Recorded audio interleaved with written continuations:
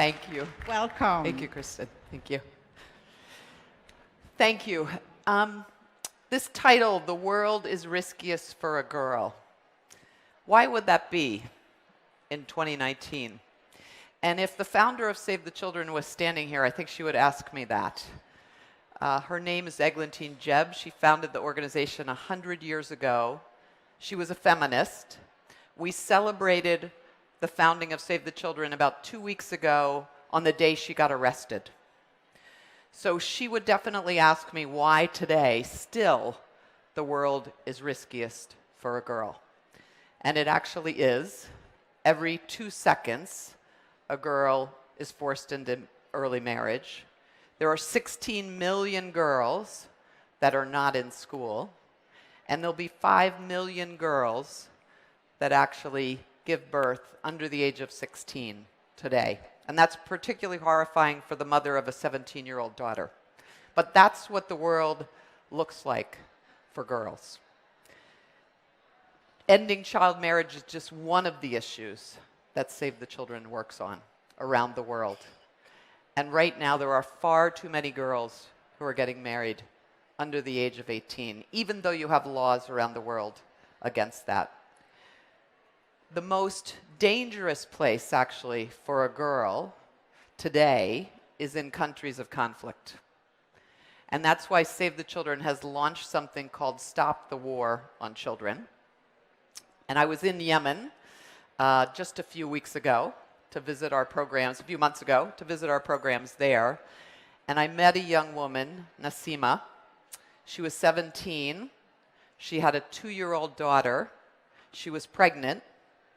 And she was telling me how difficult it was to feed her child. They were eating once a day, she and her daughter. Living in her house was also her husband and 2 of his brothers. And she talked to me about how difficult it was to get meals, not meals for the men in the household. So those are the kinds of things that happen in conflict zones. Save the Children estimates that 85,000 children have died in the last 4 years of the war in Yemen. And they haven't died just because of bombs and bullets. They've died of starvation. They've died of malnutrition. Being a girl in a war zone is particularly difficult. Child marriage rates go up. Gender-based violence goes up.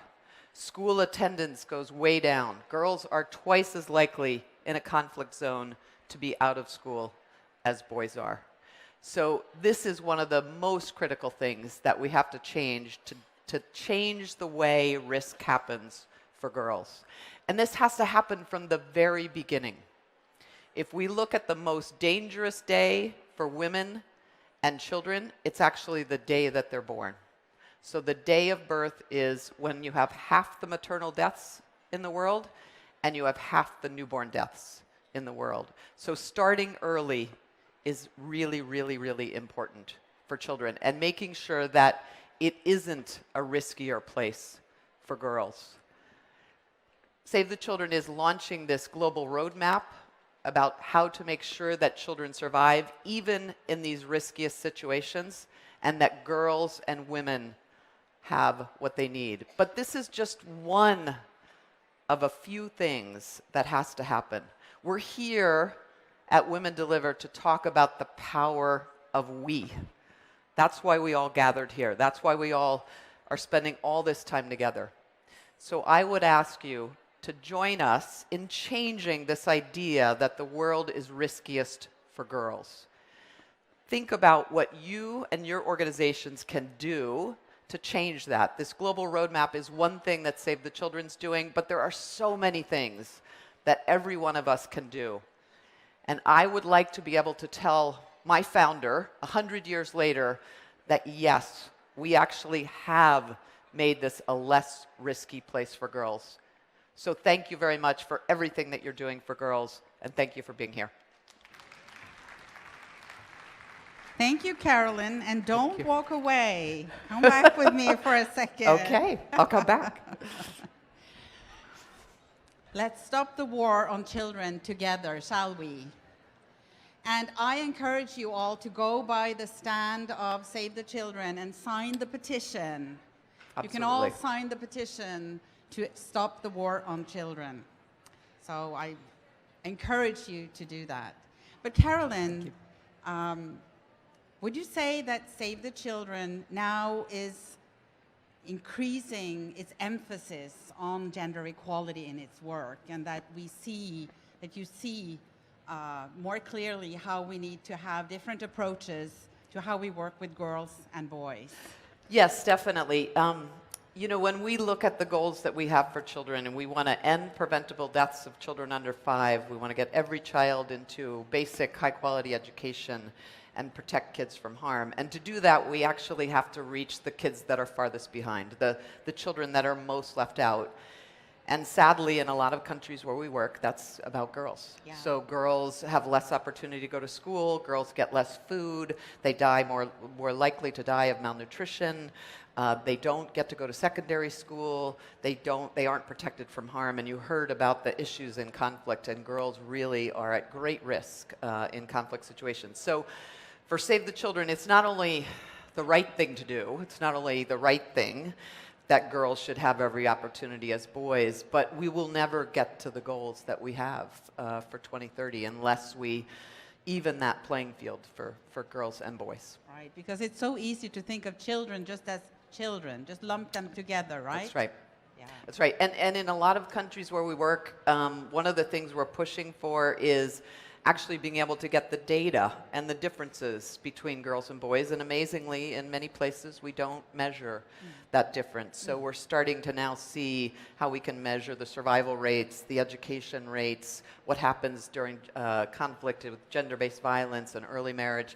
So that is really important that we get that data so we know where to focus and we know what to do, and we know that we have to work with a huge number of partners in each of those countries and globally to stop this. Thank you. And last question Sure. to you.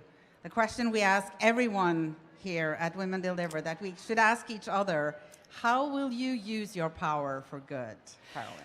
Well, I think, my power as a leader for Save the Children is to, obviously, to speak out about these issues, but also to give the people who work for Save the Children the space to be able to do this work. I think that's really important, and our gender work is a great example where we've actually invested in that work and then been able to bring a group of experts together who work on this issue all around the world and give them the space to do it, because they're actually going to be the ones to change things. I think the other thing, and I've been so impressed with the young people at this conference. Yeah.